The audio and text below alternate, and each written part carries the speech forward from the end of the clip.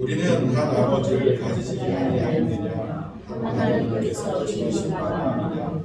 어찌하여 우리 각사가 자기 형제에게 거짓을 하며 우리 조상들의 언약을 못되게 하느냐? 유다는 거짓을 하였고 이스라엘과 세상 중에서는 강한 일을 했으며 유다는 여호와께서 사랑하시는 그 성도를 못되게 하여 이방 신들과 결혼하였으니 이를 하는 사람에게 속한 자는 깨끗하다 응답하는 자는 물론이요 아무리 여호와께 제사를 드리는 자도 여호와께서 그 야곱의 제사 가운데에서 끊어오는 것이니라. 아멘. 자리하겠습니다.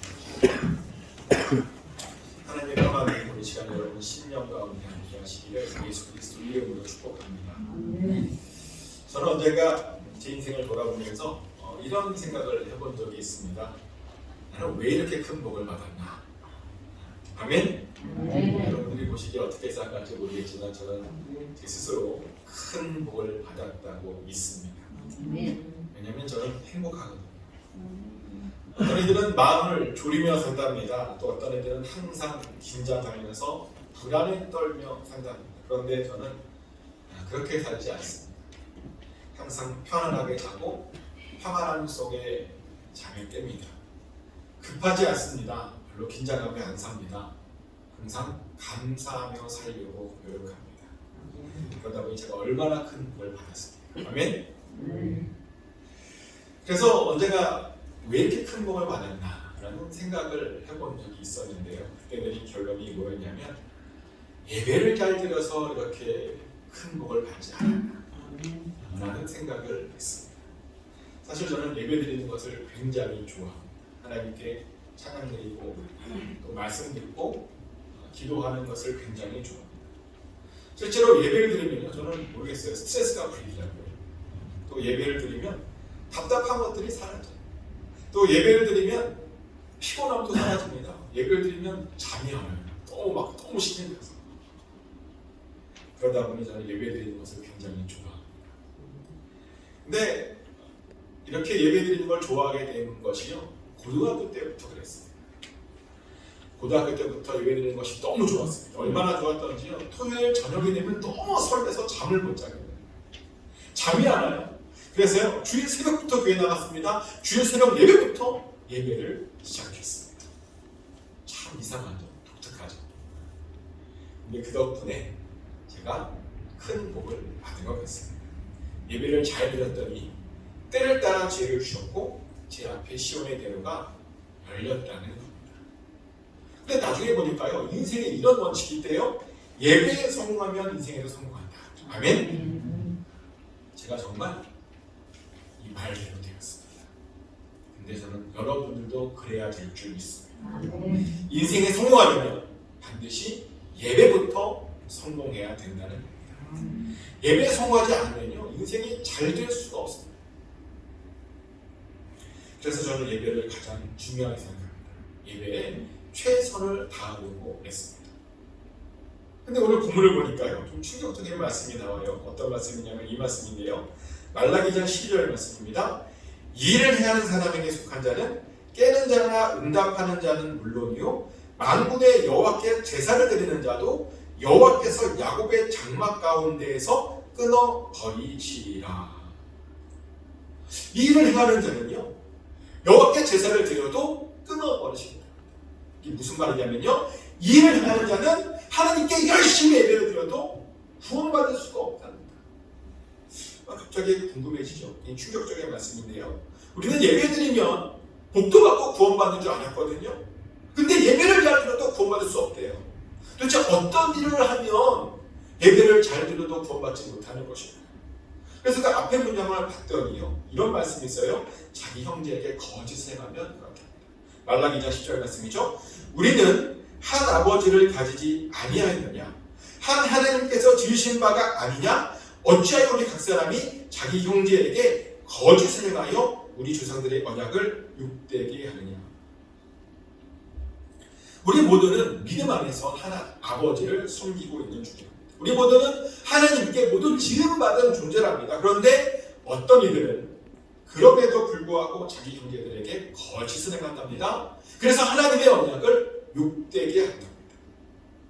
어떻게 하나님을 믿는 사람들이 같은 하나님을 믿는 사람들을 속일 수 있느냐입니다. 어떻게 다른 교인들에게 거짓말을 할 수 있느냐입니다. 그런 자들은요 절대로 구원받을 수 없다는 겁니다. 근데 문제는요 이런 사람들이 교회에 많아요. 장로가 교인들에게 사기쳐서 달아났다는 이야기들을 우리가 심심치 않게 듣잖아요. 또 어떤 교회는 목사를 상대로 사기치다가 교회가 터졌다는 이야기를 제가 이 지역에서 들었습니다. 그런데요 그런 자들은 절대로 구원받을 수 없습니다. 아무리 예배를 잘 드리고 또 아무리 착한 일을 해도 교인들을 상대로 사기치는 사람들은요 구원받지 못합니다. 우리는 사기치는 것이 아니라 사랑해야 합니다. 아멘. 사랑의 빛 외에는 아무 빛도 지지 않아야 됩니다. 로마서 13장 8절 말씀이죠. 피차 사랑의 빛 외에는 아무에게든지 아무 빛도 지지 말라. 남을 사랑하는 자는 율법을 다 이루었느니라. 아멘. 사랑의 빛 외에는 아무에게도 아무 빛도 지지 말랍니다. 그러니 절대로 남을 속이지 말랍니다. 나 살다고 다른 사람들 눈에 피눈물 나게 하지 말랍니다. 그런 사람들은 절대로 구원받을 수 없다. 또 예배를 아무리 잘 드려도 구원받을 수 없는 사람이 또 있는데 어떤 사람이냐면 성전을 욕되게 만드는 자들입니다. 말라기 2장 11절 말씀이죠. 유다는 거짓을 행하였고 이스라엘과 예루살렘 중에서는 가증한 일을 행하였으며 유다는 여호와께서 사랑하시는 그 성결을 욕되게 하여 이방신의 딸과 결혼하였으니. 유다는요 이방신들의 딸과 결혼했답니다. 그런데 그것은 여호와께서 사랑하시는 그 성결을 욕되게 하는 것이랍니다. 여기서 말하는 성결이 뭐냐면요 바로 여호와의 성전을 말합니다. 그러니까 이방신의 딸과 결혼하는 것은 성전을 욕되게 하는 것이라는 겁니다. 왜냐하면 성전의 하나님께서요 그것을 가증하게 여기셨거든요.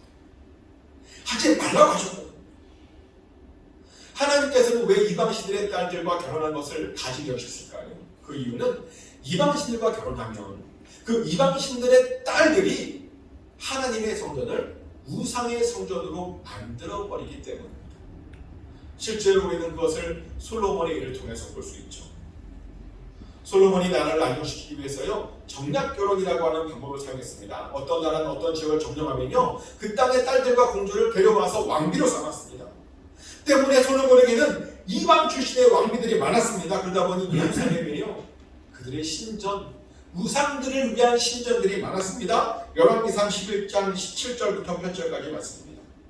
모압의 가증한 그모스를 위하여 예루살렘 앞 산에 성단을 지었고 또 암몬 자손의 가증한 몰록을 위하여 그와 같이 하였으며 그가 또 그의 이방 여인들을 위하여 다 그와 같이 한지라 그들이 자기의 신들에게 분향하며 제사하였더라.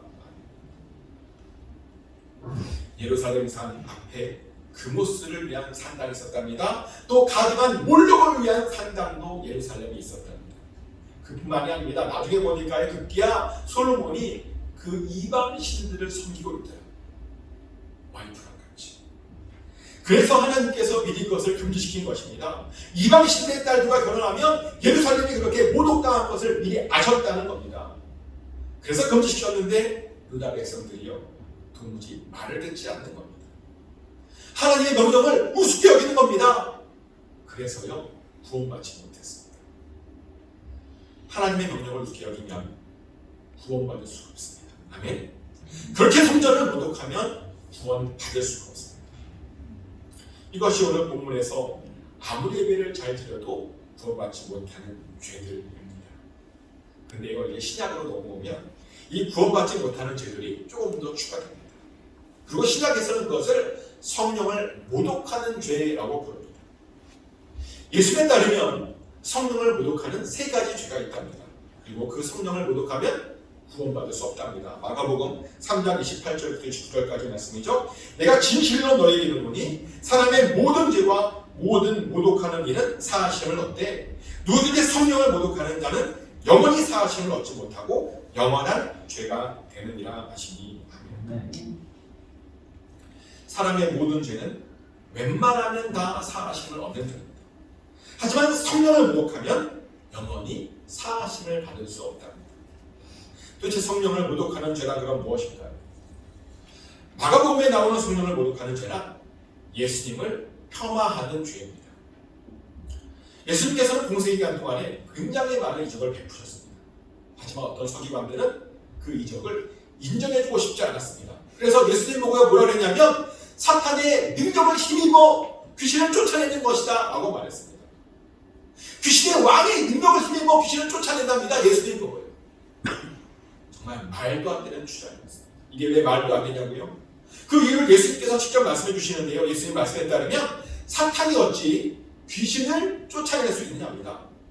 만일 나라가 스스로 분쟁하면 그 나라는 설 수 없답니다. 집이 스스로 분쟁하면 설 수 없는 것처럼 나라가 스스로 막 분쟁하면 설 수 없답니다. 사탄도 마찬가지랍니다. 사탄과 귀신들이 서로 싸우면요 분쟁해서 사탄의 나라도 설 수 없답니다. 그래서 사탄은 절대로 귀신을 쫓아내지 않는답니다. 서로 협력하면 협력했지 절대로 서로 미워하지 않는다. 근데 실제로 어떤 교회를 가보면 교회를 악의적으로 무너뜨리는 사람들이 있는 것을 가끔 보게 됩니다. 그런데요, 그들이 얼마나 서로 똘똘 뭉치는지 모릅니다. 자기네들끼리 얼마나 서로를 위하는지 모릅니다. 이단도 마찬가지 아닙니까? 이단에 가보면요, 자기네들끼리 굉장히 서로 사랑을 해요. 어떤 사람이 가봤대요. 이단에 가봤더니 그랬더니 이런 말을 했대요. 이단 교회 가봤더니 너무 서로를 사랑해서 깜짝 놀랐다. 이렇게 사탄들도요 자기네들끼리 협력하고 서로 뭐 합니다. 왜냐하면 그래야 그들도 망하지 않는다는 것을 잘 알고 있거든요. 근데 그것도 모르고 어떤 이들은 예수님 보고 사탄이라고 비판했습니다. 사탄이 귀신을 쫓아내지 않는데도 그렇게 비판했습니다. 그런데 그런 비난은요 성령을 모독하는 겁니다. 성령의 일을 잘 알지 못하고 성령의 일을 폄하하는 것이니 성령을 모독하는 것이랍니다. 그래서 영원히 용서받을 수가 없다. 우리는 어떤 일이 있어도 성령의 능력을 폄하해서는 안 됩니다. 근데 안타깝게도요 교회들 사이에 그런 폄하가 있습니다. 어떤 교회가 참 잘하고 있으면 인정해주고 칭찬해주면 되는데 그것을 인정해주지 않아요. 어떤 교인이 참 교회를 잘 섬기고 있으면 인정해주면 되는데 그것을 인정해주지 않아요. 왜냐하면 남이 잘 되면 싫어하는 마음이 우리 안에 있거든요. 남이 칭찬받는 것을 참지 못하는 죄성이 우리 안에 있다는 겁니다. 근데 그렇게 살면 안 됩니다. 남들이 잘하면 격려하고 인정하고 같이 즐거워하고 같이 좋아해야 하는 겁니다. 그것이 우리 안에 있는 이 나쁜 죄성을 이기는 방법입니다. 그리고 그것이 바로 성령을 모독하지 않는 것입니다. 또한 우리는 성령을 거역하지 않기 위해 예수 그리스도와 무조건 함께해야 됩니다. 왜냐하면 성령을 거역하는 것이 또 뭐냐? 예수 그리스도와 함께하지 않는 것이랍니다. 성령을 거역하는 것이란 예수 그리스도와 함께 사람을 모으지 않는 것이랍니다. 마태복음 12장 30절부터 32절까지의 말씀입니다. 나와 함께 아니하는 자는 나를 반대하는 자요 나와 함께 모으지 아니하는 자는 해치는 자니라. 그러므로 내가 너에게 이르노니 사람에 대한 모든 죄와 모든 사하심을 얻되 성령을 모독하는 것은 사하심을 얻지 못하겠고 또 누구든지 말로 인자를 거역하면 사하심을 얻되 누구든지 말로 성령을 거역하면 이 세상과 오는 세상에서도 사하심을 얻지 못하리라. 아멘. 우리는 무조건요 예수님과 함께 해요. 예수님과 함께 사람들을 모아야 됩니다. 근데 많은 이들이 예수님과 함께 사람들을 모아야 된다라고 하는 그 사실을 알지 못합니다. 사람을 같이 모으는 일이 모으지 않는 일이 성령을 거역하는 일이라는 것을 잘 모릅니다. 예전에 어떤 목사님께서 설교 중에 이런 질문을 하시는 것을 들은 적이 있습니다. 전도에 대한 설교를 하셨는데 사람들에게 그동안 몇 명이나 전도하셨냐고 물어보는 질문이었습니다. 그 목사님은 그래도 적어도 한 명씩은 전도했겠지라고 생각해서 물어보셨는데 결과는 굉장히 충격적이었습니다. 왜냐하면 대부분의 사람들이요 한 명도 전도하지 못하고 있었기 때문입니다. 아주 극소수의 사람만 많이 전도하고 있었기 때문입니다. 그러다 보니 어떤 이들은 이런 말을 합니다. 교회에도 결국 파레토의 법칙이 적용되는 거 아닙니까? 파레토의 법칙이 뭐냐면요 일부가 전체 일을 담당하고 있다라고 하는 법칙이거든요. 소수의 사람이 대부분의 일을 맡고 있다. 근데 전도도 그런 것이 아니랍니다. 근데 그 이야기를 듣고 제가 문득 이런 생각이 떠올랐습니다. 마지막 때에 많은 사람들이 예수님에게 모른다라고 하는 이야기를 듣는다던데 바로 그래서 그런 것입니다. 아시다시피 우리는 마지막 때에 예수님 앞에 다 설 것입니다. 예수님 앞에 판단받을 것입니다. 그리고 그 판단에서 많은 애들이 예수님에게 불법을 행하는 자들이라는 그런 판단을 받게 될 것입니다. 마태복음 7장 23절 말씀이죠. 그때 내가 그들에게 밝히 말하되 내가 너희를 도무지 알지 못하니 불법을 행하는 자들아 내게서 떠나가라 하리라. 예수님 말씀이 도저히 그들을 알지 못하겠답니다. 그들은 불법을 행하는 자들이니 예수님에게서 떠나가라 합니다. 그런데요, 그들이 원래 뭘 하던 자들이었는지 아십니까? 그들의 고백에 따르면 이런 고백입니다. 그들은 주의 이름으로 선지자 노릇했던 자들이랍니다. 그들은 주의 이름으로 귀신을 쫓아냈던 자들이랍니다. 그들은 주의 이름으로 많은 권능을 행했던 자들이랍니다. 그런데요, 예수님이 그들을 도무지 모르겠다 라고 말씀하셨습니다. 왜요?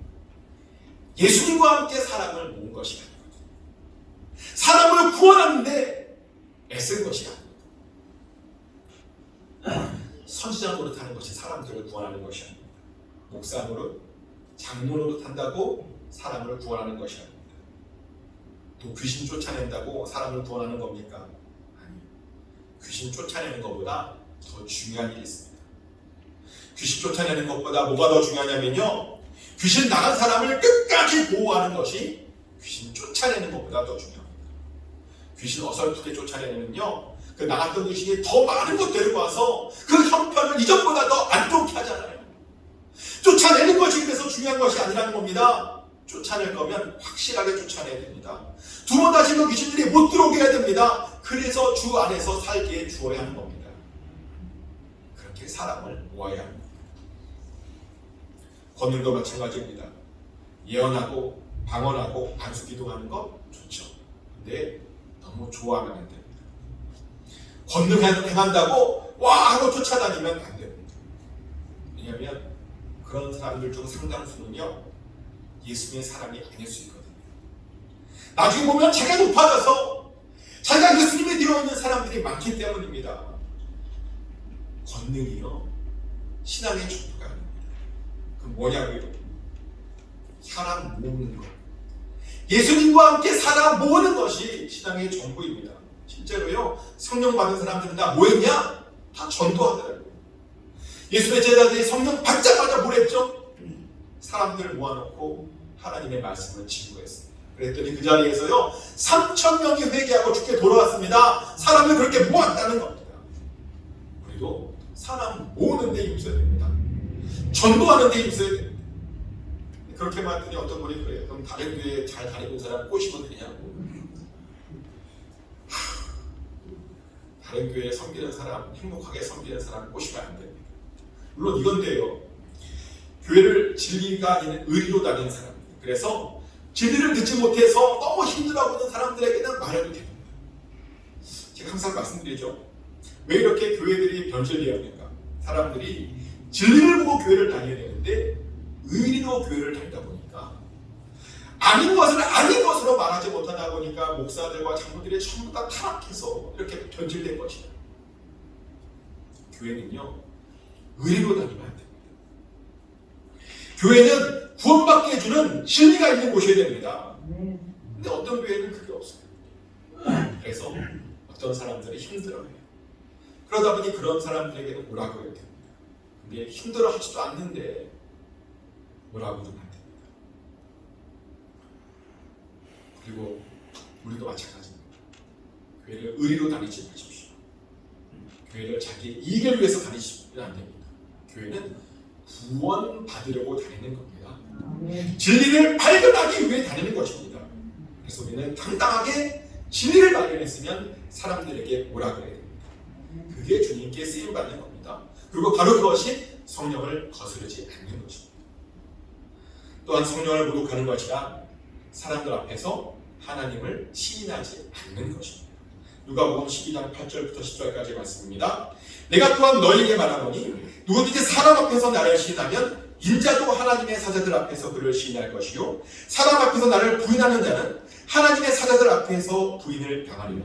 누구든지 말로 인자를 거역하면 사하심을 얻으리라. 성령을 모독하는 자는 사하심을 받지 못하리라. 아멘. 우리는 사람들 앞에서 예수님을 시인해야 됩니다. 만약 그렇지 않으면 예수님께서 우리들을 하나님의 사자들 앞에서 시인하지 않을 것입니다. 사람들 앞에서 예수님을 시인하는 것이 뭐냐고요? 그것은 예수에 대한 간증을 하라는 겁니다. 여러분의 모든 것들을 예수님께 해주셨죠? 그것을 증거하고 간증하라는 겁니다. 그런데 어떤 애들은 가만히 들어보면요, 간증은커녕 죄다 자기가 잘났다는 이야기만 합니다. 이번 주에 굉장히 충격적인 기독교 기사를 하나 봤는데요. 이번에 한국에서 수능 1등을 했대요. 전국 1등. 한 명인데 그 친구가 서울대 의대를 들어갔어요. 그래서 합격한 인터뷰를 어떤 기독교 신문에서 아주 자랑스럽게 냈습니다. 근데 기사가 가관이에요. 한번 들어보세요. 저는 부모님 두 분 다 기독교인이신 모태신앙이시고 초등학생까지는 부모님과 함께 주일마다 교회를 다녔었는데 중학생이 되고 주말에 학원을 가야 하는 애 많아지면서 주일 예배를 자주 못 다니게 되었습니다. 그래서 성탄 예배만큼은 가족들과 다 같이 참석하려고 해요. 나는 간증 기사, 간증 아닌 간증 기사. 어떤 기독교 신문에서 자랑스럽게 냈습니다. 이 기사라고 올린 겁니까? 학원 가느라 중학교 때부터 교회 안 다녔대요. 성탄절 때도 그냥 갈까 한대요. 간 게 아니에요. 이런 것은요, 예수님의 이름을 시인한 것이 아니라 예수님의 이름을 부인한 겁니다. 학원 안 가고 예배 열심히 드렸던 다른 학생들을 모독한 겁니다. 이렇게 세상은 하나님의 이름을 시인하려 하지 않습니다. 제가 잘나서 제가 열심히 해서 된 것이라고 이야기합니다. 제가 성공한 것은 제가 똑똑했기 때문에 된 것이라고 이야기합니다. 근데 절대로 아닙니다. 세상 일이 열심히 한다고 됩니까? 똑똑하면 됩니까? 하나님의 은혜로 된 겁니다. 하나님이 이끌어 주셔서 된 겁니다. 그런데 많은 이들이 그럼에도 불구하고 그것을 인정하지 않습니다. 다 저희가 열심히 해서 제가 똑똑해서 된 거라고 이야기합니다. 그러다 보니 자기의 성공을 하나님께 돌리지 않습니다. 그런데요, 그렇게 하나님을 인정하지 않는 것, 바로 그것이 성령을 모독하는 것입니다. 절대로 용서받지 못하는 죄라는 것입니다. 요즘 일이 잘 되고 계십니까? 그러면 하나님께 감사와 찬송과 영광을 돌리십시오. 하나님의 이름을 많은 사람들에게 인정하시고 증거하십시오. 그래야 성령을 모독하지 않을 수 있습니다. 꼭 그러시길 축원합니다. 이제 말씀을 정리하겠습니다. 오늘 우리는 아무리 예배를 잘 드려도 용서받을 수 없는 죄들이 있다라고 하는 것을 알게 되었습니다. 다른 교인들을 속이지 마십시오. 하나님의 명령을 우습게 여기지 마십시오. 예수님의 능력을 폄하하지 마십시오. 예수님과 함께 사람들을 모으는 데 힘써야 됩니다. 그리고 예수님의 이름을 다른 사람들 앞에 인정하십시오. 그러면 하나님께서 우리를 통해 영광을 받게 되는 줄 믿습니다. 정말 축복하는 것은 성령과 하나님과 성전을 모독하지 않으시고 정말 예배를 통해서 인생 성공하시길 예수 그리스도 이름으로 축복합니다. 다 같이 기도하겠습니다.